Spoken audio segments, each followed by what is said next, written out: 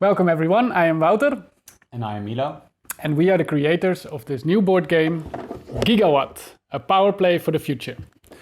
It will launch on Kickstarter on the 1st of March 2022. In this video we explain how you will play the game. But before we jump in, a little bit of background. We developed this game with a group of friends, and we know each other from university. Today we all work in the field of energy and sustainability.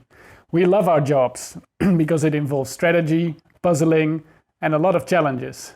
And those are the key ingredients for a new board game. Gigawatt is a 1 to 6 player Euro-style strategy game about the energy transition, ranging 60 to 120 minutes.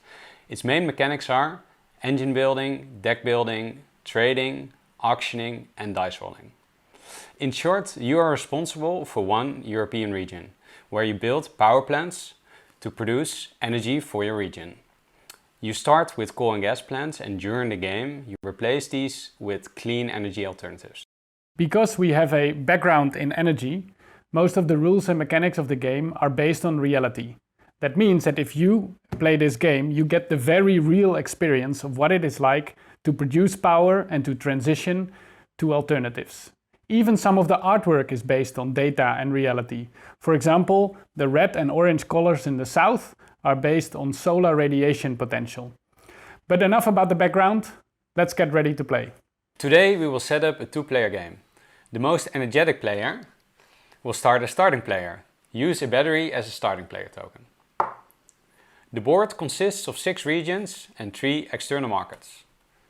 The starting player picks one region first. Then the other players pick a region clockwise. Each player receives their corresponding information sheet. Place 3 coal plants and 1 gas plant on the top 4 building fields in your region. Place all the other power plants next to the board. Your starting production and your starting demand are 15 gigawatt. Place your production pawn on the start square on the inner track and place your demand pawn on the start square on the outer track. Each player receives 15 starting money. Place the rest of the money next to the board. Also place all the connections next to the board. Shuffle the deck of technology cards and place them on a pile next to the board. Take 4 cards and place them on the indicated spaces. If a CO2 card appears, discard it to the discard pile and replace it with a new card. Gigawatt tokens show whether a region has a gigawatt surplus, green, or gigawatt shortage, red. Roll the external market dice for all the external markets and the regions that are not occupied by a player and place the gigawatt tokens on that region. Place all the other gigawatt tokens next to the board. Place the 3 regular dice, which are for your demand, and the 2 weather dice, one for solar and one for wind, on the board ready to use. Place the play order marker on step 1. Now we are ready to play. Each game round consists of 5 steps. They are indicated on the board and you can track them with your play order marker.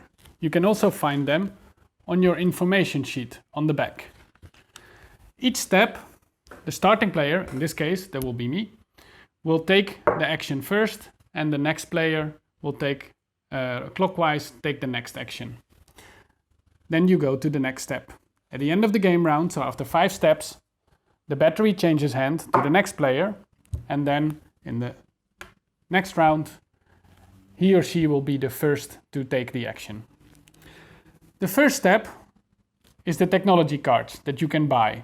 They can help your strategy or block another player. In step 2, you build power plants or connections, and you can use your information sheet to make your decision. Then in step 3, we roll the dice to determine your demand, and based on your demand you receive money, and based on the difference between your demand and production pawn you receive gigawatt tokens. In step 4, you can trade these gigawatt tokens with other players or with external markets. Finally, in step 5, you can win an auction by closing down 1 coal or gas plant. The goal of the game is to be the first to close all your coal and gas plants, replace them with other technologies, and be ahead of your demand with your production pawn. And then you win the game. Let's get into more detail. Let's go through one game round. The game setup is already 2 game rounds underway, and we are in step 1, the technology step. In the technology step, you have the option to buy 1 technology card. So you can buy a technology card, any one of these 4, but you don't have to. Suppose you buy this card, the connection subsidy. You pay the cost of 1 indicated on the card, and you keep the technology card in front of you. When that happens, you shift the card away to open the first spot, and you draw a new card. In this case, the CO2 tax card is drawn, and so you have to pay the indicated cost that is mentioned on the card. It is different by phase. So for example, in phase 1, and Central Europe is in phase 1, you pay a different amount than Adriatic Sea, who is in phase 2. The costs are indicated on the card. So let's say in this case, Central Europe now has to pay 4, because for each plant, this player has to pay 1. The cost has to be paid immediately. So Central Europe now paid, then Adriatic Sea also pays. Then we discard this card on the discard pile, and we draw a new card. Would this be another CO2 tax card? We already paid that in this round, so then we did discard it again. In this case, it's a new card that we can select, and then the next player, Adriatic Sea, could choose one of these cards. If all players are done with buying a card, if they want to, then the last card is also discarded, the whole cards shift, and a new card is opened up. Again, if this would be a CO2 tax card in this case, it would be discarded. That's it. Then we move to the next step. Step 2. The building phase. In the building step, step 2, you have the option to build power plants, storage, and connections. You can build as much as you want as long as you have enough money. Suppose I, Central Europe, would like to build a hydro plant. I can use the information sheet to see how much it costs. A hydro plant costs 9, and how much gigawatt it produces. I can build a power plant on any of these fields, but on these 2 building fields is shown they can only hold hydropower or wind power. In this case, I choose this field. Suppose I would choose one of these 4 fields, I would also have to pay the additional cost of 1, 2, 3 or 4. I build this power plant, I pay the cost of 9, and now I move the production pawn forward by 3 gigawatt. 1, 2, and 3. You can always see on each power plant, you see how much gigawatt they represent. So if you lose track on how much gigawatt you have on your region, so the position of your production pawn, you can always sum up all these numbers to get back to your number here. Central Europe is still in phase 1, as indicated by the demand pawn. As long as it's on 25 or below, it's in phase 1. When demand is on 26 or higher, you'll be in phase 2.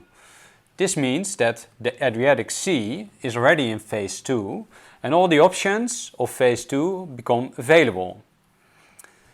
Suppose this same hydro plant, wat wil ik nu zeggen? Gaan we nu naar deze switchen dan? Nee, hoeft niet.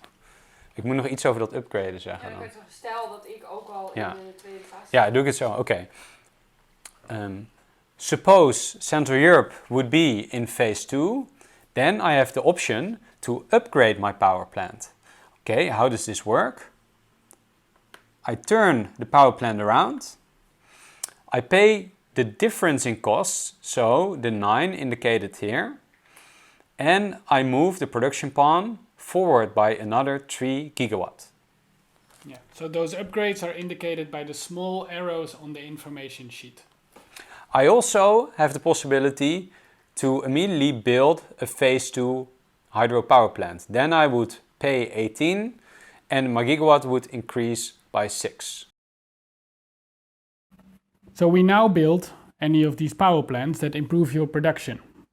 You can also buy 2 other technologies. One is a connection, also indicated on the information sheet, and the other one is storage. In phase 1, you cannot buy storage yet, but in phase 2, in this case Adriatic Sea, would be able to buy storage. Let's say we build a connection. We pay the indicated price of 4 and we put the connection between two regions. So let's say we build a connection between Adriatic Sea and Central Europe, so between Milo and me, then we put it here. Then those costs of 4 we can actually split between each other. So then Milo would pay 2 and I would pay 2. However, if I make the connection with an external market, for example in this case Adriatic Sea makes a connection with external market North Africa, Adriatic Sea has to pay the full 4. This connection allows you to trade up to 4 tokens, either red or green, over your line to your region, or the other way around. If it would be between your 2 players, then it is also the same, also 4 tokens. Step 3. Step 3, we do 3 things, namely dice rolling, you receive your Gigawatt tokens, and you receive your income. First, we roll the demand dice. If you, Central Europe, are still in phase 1, you roll 1 dice. Adriatic Sea is in phase 2, so they roll 2 dice. Shall I? 10. I roll 10, so I move my demand pawn from 26 to 36. Because Adriatic Sea has a wind power plant. This means the Adriatic Sea also has to roll the wind dice. The wind dice is full. This means power production from the wind plant is 100%. Suppose the dice would have been half, then I need to correct my gigawatt production for this half wind. This wind power plant has a gigawatt of 4. Half is 2. So if I throw half, I need to move the top of my production pawn 2 places back. And you could see now Milo was also pointing at the token, the power plant for wind on your building field. You can always see what the outcome of the dice is by referring to what is written on that power plant. And you can also find it on the information sheet still. Okay, we've rolled, determined our demand, and with the weather dice we've also determined what our actual production is in this specific round. Now we have 2 consequences based on that. One is how much money we receive. Our demand pawn is on 36, so that means that we receive 36 money from the bank. So we get our money. The second consequence is how much gigawatt tokens we receive. So that is dependent on the difference between the position of your demand pawn and the position of the top of your production pawn. In this case, our production pawn is on 31, so we produce 31 gigawatt of power, you could say, and the demand in our region is 36 gigawatt of power. That means that we have a shortage of 5. So people might be sitting in the dark. So we receive 5, exactly the difference between those 2 pawns.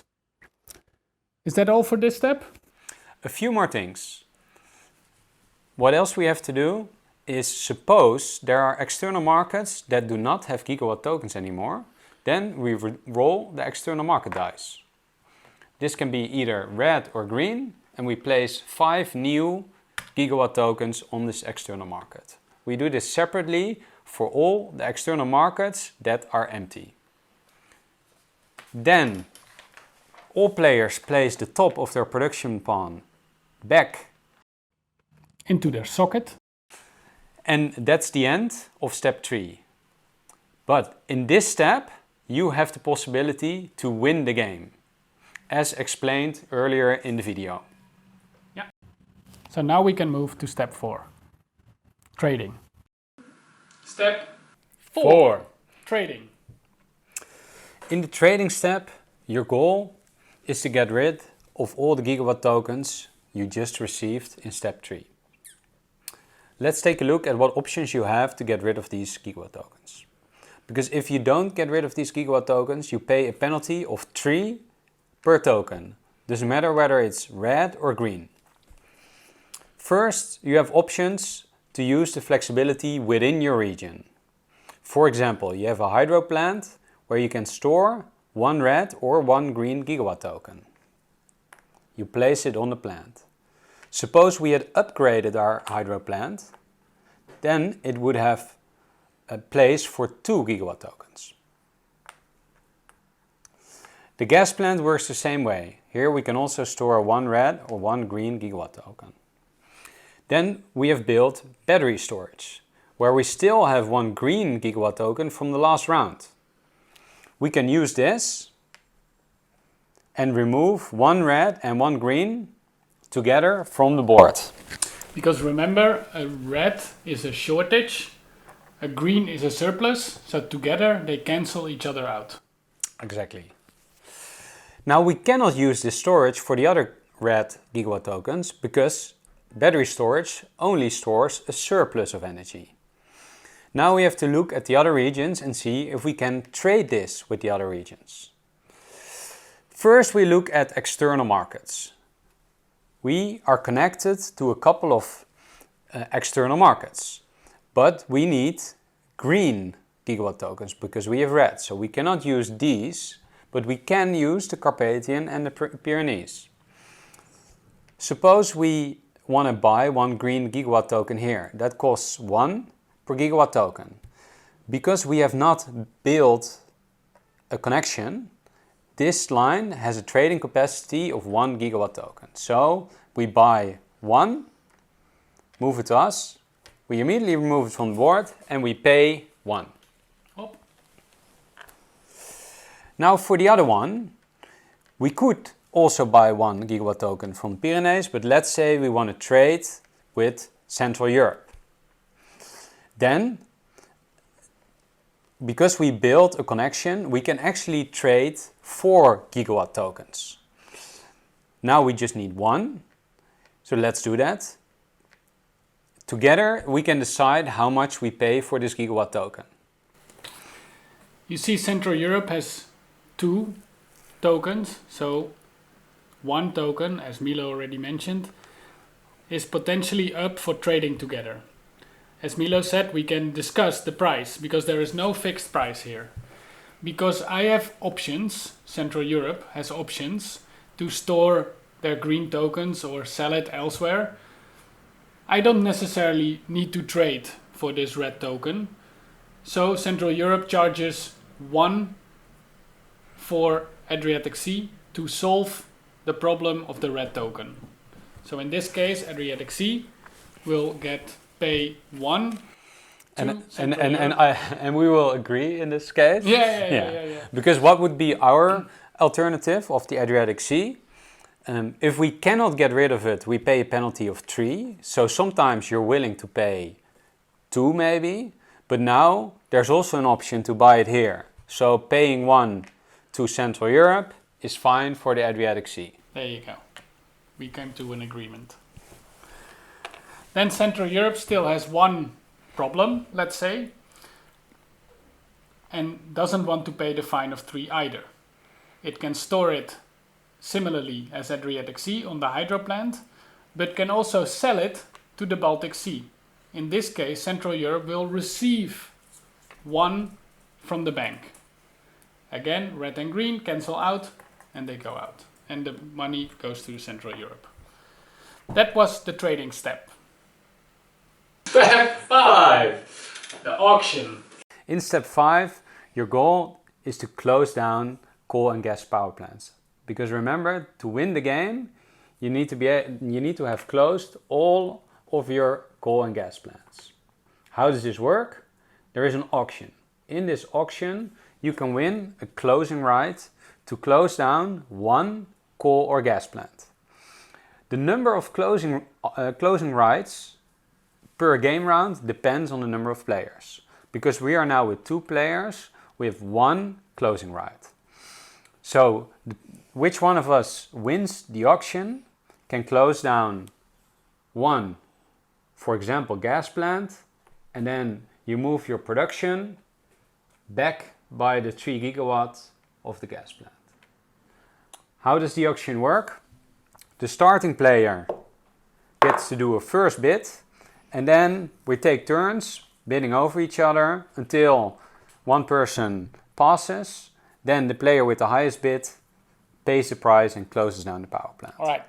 Let's go For example, I will start. I can start bidding at 1 or higher. So let's say I directly start with a bid of 3. Okay. I consider my options. I bid 4. Okay, I can go higher than that. So I bid 5. And then because I still need that money in the next game round to build power plants or to buy cards, etc., I fold this time. So I pass. So the right goes to Central Europe, to Milo, because he won the auction, the highest bid. I pay the amount of 5. I close down. I'll go for a coal plant, remove it, and I move the production pawn back by 4 steps to 23. Because the reason you put it back is that you don't have the production of this coal plant anymore. You close it down. So no electricity anymore. So you have less electricity in your region. Therefore you see the production pawn going down. Suppose you want to close down a power plant which you are still using for either surplus or shortage, then you have to pay the penalty of 3 for that 1 gigawatt token. This concludes step 5, and then the starting player token moves to the next player, and the play order marker goes back to step 1, and we start with a new game round. This was, as mentioned, an example for 2 players. Maybe let's explain the auction if we were to be with 3 players. So let's say we do the same auctioning as we did now, but there is a 3rd player in the fold. Let's say this player here is playing. Then we would do the bidding similarly, but because we are with 3 players, there are 2 closing rights. That means that the 2 highest bids will get the right to close a power plant. So let's say we were still bidding, we were at 4 and 5, so Milo's last bid was 5. So Central Europe bids 4, then Adriatic Sea Bids 5. then the Pyrenees. The Pyrenees, they don't want to bid. They So, want to pass. so there's 2 people left in the auction, there's 2 closing rights, so the auction is over. Central Europe wins a right, they pay their last bid, which was 4, and Adriatic Sea pays their last bid, which was 5, and both regions get to close 1 power plant. Exactly. And so you see also with 4, 5 and 6 players, it is always the highest number of bids that you pay the amount that you bidded last after other players have passed. And I think that concludes the last step. We explained how you can win the game, but there are also 2 ways how you can lose the game. Besides not being the first player to win the game, you can lose the game either if you go bankrupt.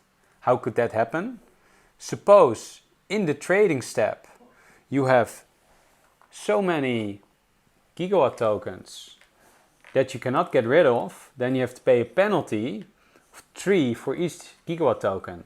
If you do not have enough money for that, then you are bankrupt, and from that moment on you are out of the game, and this region will become an external market. You pay as many gigawatt tokens as you can until your money runs out, and the rest will stay. From that moment on, it will act just as any other external market. The other way you can lose the game is if you took too long over your energy transition, namely if your demand goes beyond 90 gigawatt. But of course we want to try and win the game before we get to that. That's it? Cool. Yeah. It's a wrap!